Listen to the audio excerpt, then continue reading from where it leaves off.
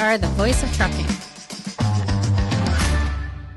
Welcome to another edition of Key Up New York, the Trucking Association of New York's official podcast. I am Kendra Hems, the president with the Trucking Association of New York, and I am joined today by... I am Zach Miller, the director of Metro Region Operations for the Trucking Association of New York. Awesome. So before we get into it, a couple little things. First and foremost, we want to congratulate Zach on his marriage. Oh, thank you. Not quite a month yet. No. But yeah, it was exciting, and just congratulations. That's great. Thank you so much. Yeah, no, it was a surreal day. Great time. So happy to have so many of the TANY team there, enjoying the photo booth and the dance floor. We might have to make some changes to our events based on the way certain members of the organization dance, but it's all good stuff. Yes, we have first and foremost, we talk a lot about the TANY team being a family, and that was certainly an example of it. It was a great time. Really appreciate you and Jill in involving us in that day. It was a special day. But yeah, we definitely got to see sides of folks that we hadn't seen before. All good. But it was a lot of fun and really a great time. And then I do have to comment. So 2 days in a row, you and I have coordinated. Unbeknownst to either of us. We might spend too much time together. It's a possibility.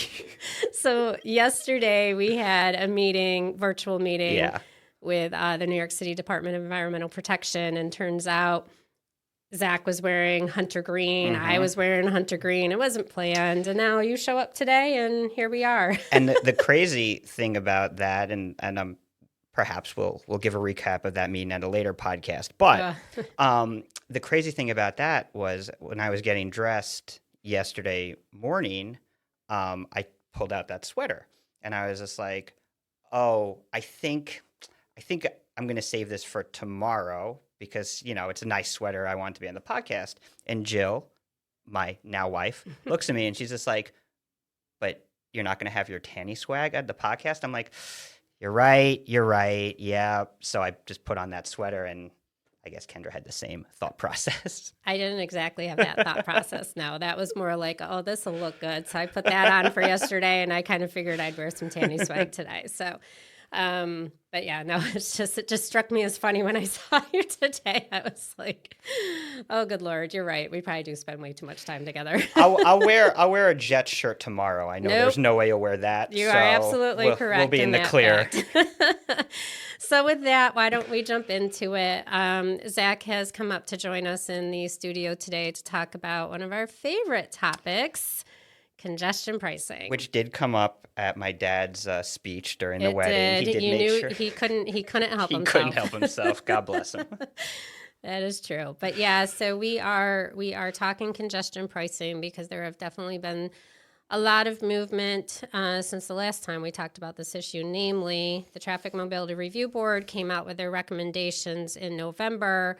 And then Merry Christmas to all of us. The day after Christmas, the MTA announced that they were going to move forward with that proposal, and we do have concerns. But I'll turn it to Zach to kind of get into a little bit of the weeds in terms of what's included in the proposal for the tolls. Yeah, and as you all know, we did have concerns about the truck rates. And unfortunately, our concerns were warranted. They did not quite listen to the issues we raised.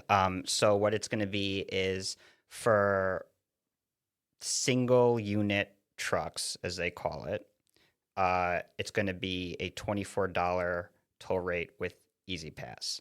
I think without Easy Pass, it's going to be $36. And then for the larger trucks, the Easy Pass rate is going to be $36, and then the non-Easy Pass rate is what was it, like $54? $54. Yep. So, pretty significant. Now, so that in and of itself is problematic. Now, when the Traffic Mobility Review Board made their recommendations, they were rather fuzzy on whether or not the trucks would be charged per trip or per day. Now, remember, passenger vehicles are going to be charged once per day. That rate is going to be $15. And I think, just not to interrupt, but it's important to know that the MTA did not have a choice on that. that Yeah. as part of the enabling legislation for congestion pricing, the legislature included that passenger vehicles would only be charged once per day. And that is, we've asked repeatedly for price parity with passenger vehicles. We'll talk about that a little bit later in the podcast. But the point being that we still didn't know how many times trucks would be charged. We had to go back to MTA, or the Traffic Mobility Review Board, after this was all announced and ask, and then they came back to us and said, oh no, the trucks are going to be charged per trip into the zone. You don't get charged coming out of the zone, just when you go into the zone. Right. Yeah, and they do provide for some toll credits if you're crossing certain Right. bridges or tunnels. And this is another. So there are two other issues that are really important to raise. One is there are some toll credits that are given.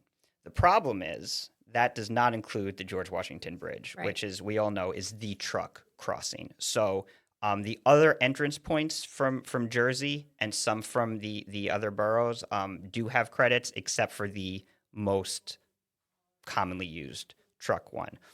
The other issue is the peak. So the prices we gave are peak pricing. There is off-peak pricing, and the discounts for off-peak are pretty significant. I mean, it's a 75% toll discount. It's significant. There are no toll crossings because it's such a significant discount off-peak, but that's fine. The problem is what they consider to be peak is off-peak is 9 p.m. to 6 a.m. 9 a.m. 9 a.m. Oh, so there you go. No, sorry, 5 a.m. So there's two different periods. Right, that's It's right. 9 p.m. to 5 a.m. on weekdays Yes. and 9 p.m. to 9 a.m. on weekends. Exactly. And so that is not exactly the hours of service or time period for commercial vehicles. So even commercial vehicles that could conceivably route in such a way that they could take advantage of that, it doesn't quite fit into their time frame, making it more likely that they will have to cross during peak times. Right. And again, I think the Traffic Mobility Review Board thought this was going to be a way to incentivize that overnight period delivery.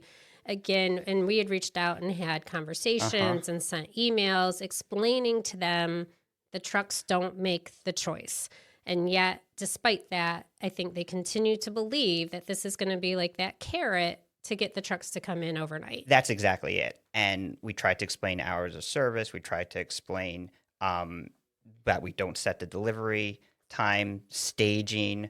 They didn't want to hear it. And this is where we are. And I think another issue specifically is, DOT, New York City DOT, really wants to expand their off-hour delivery program. They've had this program for some time. It has a decent amount of buy-in, but they really want to expand it. And there are challenges with that. One of which, of course, being that trucks don't set their delivery schedule. To that point, especially in this zone below 60th Street, so many of these buildings are unionized, which means that even if the freight hauler and the receiver could come to an agreement of, hey, we want to do this, we want to make this a little bit better for you, can we go? They would have to renegotiate their labor contracts. So this isn't happening. It's not, and none of it has to do with the trucking company. And still, it's like they think they have this great idea, this great solution. That's not the way that commerce works below 60th Street. Well, and I think the other piece that they're missing in having some conversations with folks on the Traffic Mobility Review Board, they had said, well, wouldn't that discounted rate help incentivize the receiver to take that delivery overnight? And they're not recognizing that it's not enough to offset how much it would cost them to pay somebody overtime or to install some sort of security, like secure entrance.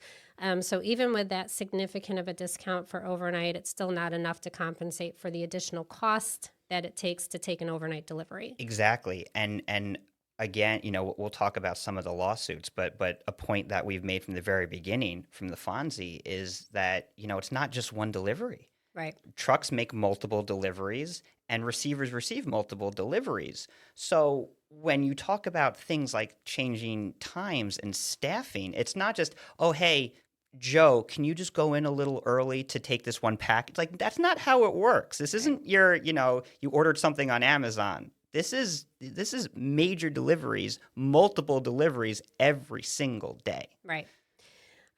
So a couple other key points too is if you're not using Easy Pass, it doesn't appear that the bridge crossing credit will apply. Mm-hmm. So if you're a non-Easy Pass, not only are you getting a higher rate to come in, but you're also not getting a discount if you go over a bridge or tunnel that's included in those credits. So that's another important piece. And then one of the ones that actually I had missed, Zach, and you pointed out, was what they call gridlock alert days. Gridlock alert days, yes. And they reserve the right to charge an additional 25% on top of the existing toll on what they call gridlock alert days. Right. And mind you, it's not okay. There are a couple of days during the year where they're going to be gridlock alert days, right before major holidays. But there are so many gridlock alert days that people don't know about. And the notion that fleets can somehow prep for this well in advance to receive the discount is absurd. And charging more for a gridlock alert day is completely, it's beyond the pale.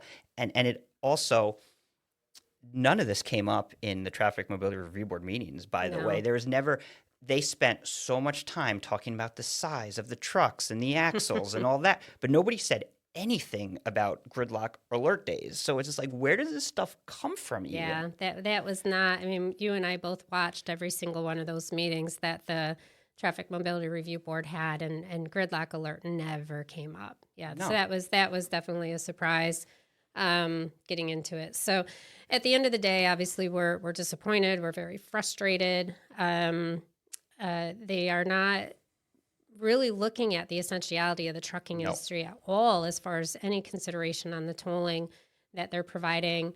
We've already talked about the off-peak issue and just how unrealistic it is to think that just that discount is going to incentivize that traffic in there. It doesn't align with hours of service considerations. And I think one of the most frustrating things for us is Zach and I have been working with the city for a long time, and they've been talking about these ideas for freight efficiency, whether it's the micro hubs or possibly freight villages, things that they could do that would actually help address the larger trucks coming in and incentivize more of those smaller vehicles. They haven't implemented any of it. No. In the meantime, not only have they not done anything to address the efficiency, but they're continuing to make congestion worse by bus lanes and bike lanes and reducing traffic lanes, reducing space at the curb.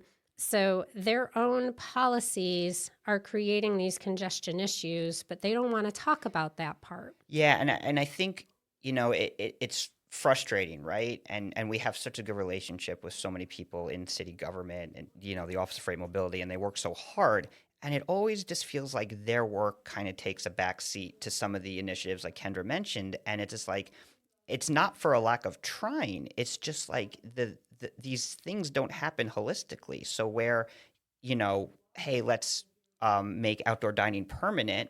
It's not, let's make outdoor dining permanent and also make sure that the retailers have enough space for loading and unloading. Or, hey, we're going to do outdoor dining. Let's talk about where we could put a micro hub in this, commercial corridor to make that last mile more efficient. They're all good ideas that are being floated around, but they're siloed. And the things that happen first are like either the enforcement or taxation, like congestion pricing. And it is really hard for companies to try to take that sort of big picture approach when this is what's coming at them sooner rather than later. Exactly. And one of the other big concerns is, and we've been saying this from the beginning, this will disproportionately hurt our small business, not just our small trucking companies, but those small businesses that are located within the zone.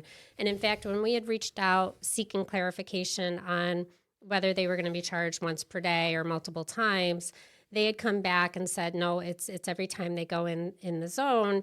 But their justification for that is they said that their data indicates that 3/4 of the truck trips are only once per day. So therefore, they feel that we're not hurting the industry, right? They're really only going to pay once a day anyways. The part they're missing with that analysis is the trucking companies that do go into the zone multiple times a day are our small local businesses.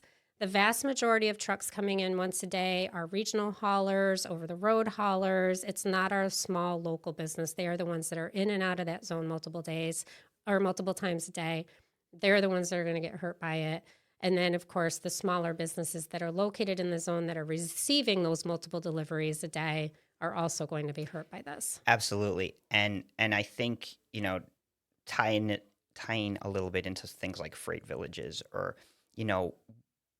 one of the reasons why trucks deliver so much more to New York City than, freight tonnage national average is because the cost of real estate in New York City is so high that per square foot, retailers really can't allocate space for storage.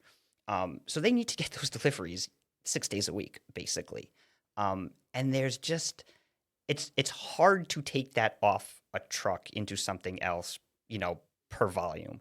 And that is not something that is factored into the equation here for things like this. And it's just like the costs to operate a small business, trucking company or retailer, are astronomical in the region right now. And there's no relief in sight. It's just, oh, it's going to cost more. It's going to cost more. And then I think there's a lack of big picture of it's not just a congestion pricing tolling that's hitting these people. There are a host of other violations. There's the cost of labor. There's costs of insurance. There's costs of rent. The small businesses operate on really small margins. Like, where is this extra room coming from? Well, and again, to your previous point, they operate in silos. They do not look holistically, which we can get into the lawsuits in just a bit, but that is a lot of what the lawsuits are arguing is there's a larger economic impact here than was taken into consideration, but we'll get there. I think one of the other key points that we've mentioned before is really the biggest problem with this program is the $1 billion mandate. Yes. So we talk about, they call it congestion pricing as if it's something that is really intended to address congestion, but in reality, it has nothing to do with congestion and everything to do with raising the $1 billion that was mandated by the legislature so that they can then bond against that $1 billion to raise the funds for a $15 billion capital plan. So when you start talking about toll credits or exemptions or once a day pricing, every little bit that they give, they've got to increase somewhere else in order to ensure that they're meeting the $1 billion. So one of our biggest arguments is we're subsidizing, right? We're non-discretionary users of the roads within New York City. We have to be there to make deliveries. So we're ultimately going to subsidize passenger vehicles who by and large have a choice. Yes, exactly. And the idea, right, is that it's twofold, right? One is we want to change behavior, get more people out of their personal vehicles into mass transit. And the second is to then fund the mass transit system, which has so many challenges. But if we're subsidizing a lower rate for cars, we're not really changing behavior. And, to Kendra's point, you can't move freight on mass transit. That's not how it works, nor is there really money allocated to things like micro hubs or other, sort of freight efficiency modes. It's really just about public transportation. So you're asking the non-discretionary travel to subsidize the discretionary travel under the guise of changing discretionary travel behavior. Like, I'm not the greatest mathematician in the world, but that doesn't make sense to me. No, it does not. It does not. And obviously one of our concerns is, let's say they're actually successful in reducing passenger vehicle traffic. They still have to meet the $1 billion toll or the $1 billion that's mandated in the legislation. So what do? They're either going to reduce discounts or they're going to increase tolls. And again, as non-discretionary users, we're going to have to pay whatever they put out there. So that is a really, really big concern for us going forward. Well, tolls everywhere. Port Authority increases their tolls. The Thruway increases their tolls. The other MTA crossings increase their tolls. And then, potential congestion pricing, not having to keep up with the rate of inflation, having to keep up with a rate of $1 billion mandate. And just quickly, a lot of times when people hear congestion pricing, they think of London and what London did. And I think it's important to talk about what London did because it's very different from what is going to hit New York City. First of all, London made their investments in mass transit before the congestion pricing went into effect. Second of all, London charges lorries, or what they call trucks. I just had to get that in there. And cars the same rate, and it's a 1-a-day rate. And they've had congestion pricing for a while. So when it rolled out, there were a lot more sort of like zero emission vehicle subsidies and things like that. They kind of phased a lot of that out. I think there's still some, but they phased a lot of that out. And of course, most importantly, it really is a traffic management transit plan. So there's no revenue mandate. It's, whatever revenue is generated by the toll, that's great.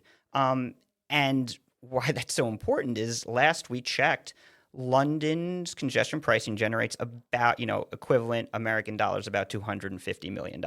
So London, that has perfected this, basically, only brings in a quarter of what is mandated in New York state law to bring in through this program. Right. Yep, exactly. Well, I think in part because London truly was looking at congestion, right? And to your point, they made the investments ahead of time so that passenger vehicle users had options. And they saw the need to address the freight aspect. Yep. And so that's exactly what we're asking for. Mm-hmm. So I think that's a good segue. Why don't you talk a little bit about the working group and what you guys have been doing, and then we can kind of get into some of the strategies that we're looking at to address this. Yeah, absolutely. So when the Traffic Mobility Review Board was formed, we formed a congestion pricing working group. So this includes TANY members, but also non-members, and also other industry groups and trade organizations. So, we have the Messenger Association is involved. Some of the local chambers of commerce are involved. Some of the industrial business zones are really involved. Some media and entertainment, because it's New York City, are really involved. And it's great. And it's really great to talk through ideas together to come up with some of these solutions. That's where a lot of our data points have come from. We are also going to really kick off a very robust data collection process.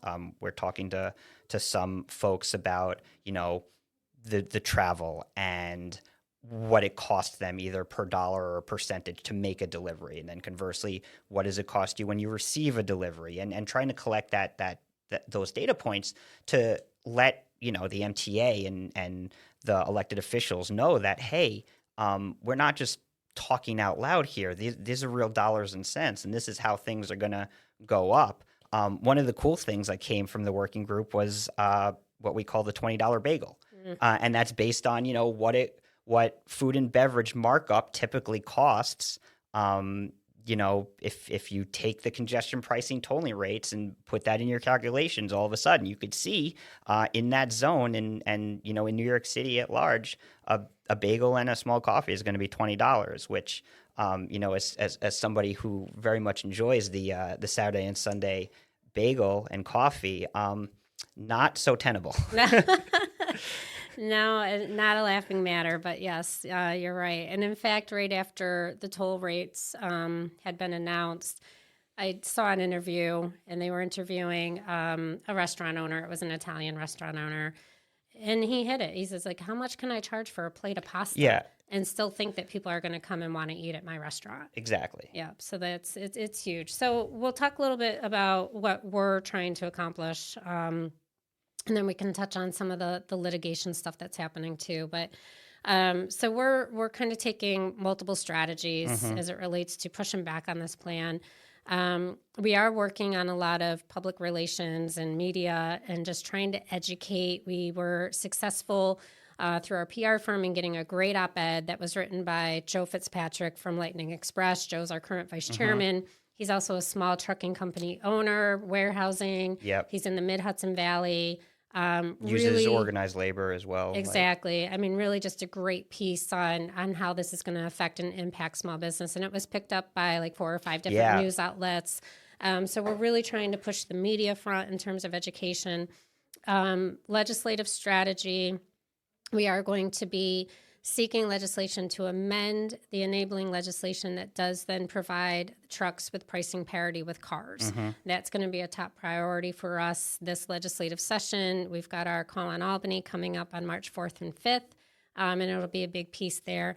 We'll be partaking in the public hearing process, and I'm not going to shy away from saying it. It's window dressing. Yeah. The MTA has dug their heels in. That was pretty apparent during the transportation hearing for the joint budget hearing. That they're pretty much set with this tolling, and they've been pretty clear. Like any changes that we make, we're going to have to make increases somewhere else if they offer exemptions or cut back on discounts or whatever the case may be. So they've dug their heels in. Their heels in. They're going to go through the process. There's 4 public hearings that have been scheduled, and there's a public comment period that's now open through March 11th. Yeah, the 11th. And we'll participate in that. But again, I'm not holding out any hope that we're going to get change from the MTA. I do encourage, if you don't want to sit through these hearings, which believe me, I'm paid to do it and I understand. But you really should submit comments though, because if nothing else, don't make it easy for them to check that box. And also, the fight isn't going to end with the public hearings. The more you're able to sort of collect your information and put it publicly, and then something that we can use, the better. So I highly encourage just taking some time and submitting some comments. And of course, I'm available if you want to talk through that with me. I'm happy to help with those comments. It really is important. You could go to the website, news.mta.info/project CBDTP. That's easy to say. Just there'll be a link. Search for Central Business District tolling. That's the easiest way to get there. There'll be a link. But we will put a link on with the podcast. And so the hearings are going to be February 29th, March 1st, and 2 on March 4th. And there's definitely a joke about Groundhog Day and this being in there, but I haven't had enough coffee to come up with that yet. There you go. I want to reiterate, though, I mean, I say that it's window dressing, but there is importance in submitting written comment. And I think this is a good segue to the litigation that's out there, because it becomes part of the public record. And what we really want to make sure is documented is the economic impact that this is going to have on you as a trucking company, on your customers that receive your deliveries, because as this legal process plays out, some of that public record could certainly come into play through the litigations. I don't know if you want to speak to where that's at currently. Yeah, absolutely. And it's interesting. We were told this week that there are actually 5 lawsuits right now. We're aware of 3 of them, and by that I mean we've had conversations with people involved in these 3. So one is New Jersey is suing. Staten Island has partnered with the teachers union. And then there's a group, there's a civic group, and they have some businesses.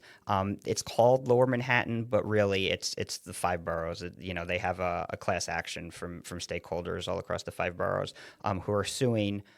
All these lawsuits are sort of they're attacking the issue of the environmental process and the way that was done. Which is something that we've raised in the Fonzie, and we've actually raised it in a New York City Council hearing. We've raised it a lot, and it's a very valid argument to be made. Absolutely. I mean, a program of this scope, it just kind of blows the mind that the federal government said you only have to do an assessment. Yeah. Versus typically of something of this nature where you have both massive environmental and economic impact, they would require what's called a full environmental impact statement, which would have taken much longer, would have forced the MTA to go into far more detail and research than they did. But unfortunately, the federal government came back and said, no, you only have to do an environmental assessment, which is a kind of a truncated version of a DEIS. So the 5 lawsuits actually not only name MTA, but they name Federal Highway Administration as well. So as Zach said, we've made that same argument that they should have had to do the full environmental impact statement, but we're not planning on suing on that. There's already 5 lawsuits out there. We're planning on being supportive. We may offer amicus briefs to support the argument. But we do get asked often, like, well, what are you guys doing? Are you going to sue? And the best I can say at this point is litigation is not off the table. We are very much trying the legislative route, And we're going to do everything we can to try and get that pricing parity into the legislation. But if we are unsuccessful there, certainly discussions about whether or not we have standing as far as litigation are ongoing. So, stay tuned on how that plays out. I think the biggest takeaway, though, is we really need folks to get involved. I mean, Yes. obviously, TANY has this as a top priority for us for this year, but they need to hear from the trucking companies. They need to hear from the receivers. As Zach mentioned, go to the MTA website. It has information, but also keep an eye on TANY's website. We are working on an action alert that'll be up on our website that you'll be able to very easily find all this information, submit comments, write letters, supporting our legislation once we get that up, as well as submitting comments to the MTA. So just keep an eye on that. It's www.nytrucks.org, and you go to our advocacy pages. It'll be up there hopefully within about a week or so. Yeah, and my email is Zach, Z-A-C-H, at nytrucks.org. You have questions on any of this, even if you want to connect with some of the lawsuits that we mentioned here today, reach out to me. I know who to connect you with. It really is important that you stay involved and stay vigilant with this, because there's still a lot of work that needs to be done. And I think even if you don't operate in New York City, keep an eye on this. Yes. Because one of the biggest concerns is if New York City, Yep. well, New York and New York City, are successful in implementing this program, it's not going to be long that other cities across the state or across the country look at this as well, because they're all struggling with revenue and funding for their transit systems. And I think that also presents opportunity to get some of these changes that we're asking for, because if trying to take the personal out of it, right? Just if this fails in New York City, it will fail around the country. And New York City and the New York State legislature has a very strong incentive to make sure it doesn't fail. But what has been approved will set it up for some pretty serious failure. And they're all watching that around the country. Yep. And so you have to make your voice heard. You have to make these points out there publicly. People need to know. Absolutely. So on that fun note, obviously a big issue, and I know we've talked about congestion pricing before, but we really wanted to make sure everybody understood kind of where things are at in the process, what the tolling proposal looks like, how to get involved, what we're doing as an association to try and tackle this. And certainly this won't be the last that we're talking about it. Hopefully, we're going to keep fingers crossed. Maybe we'll have some good news the next time that we tackle this particular topic. Absolutely. Absolutely. All right. Well, with that, I think that wraps up for this episode. We really appreciate everybody joining us. Be sure to like us, follow us, share us, tell your friends, and we'll see you next time.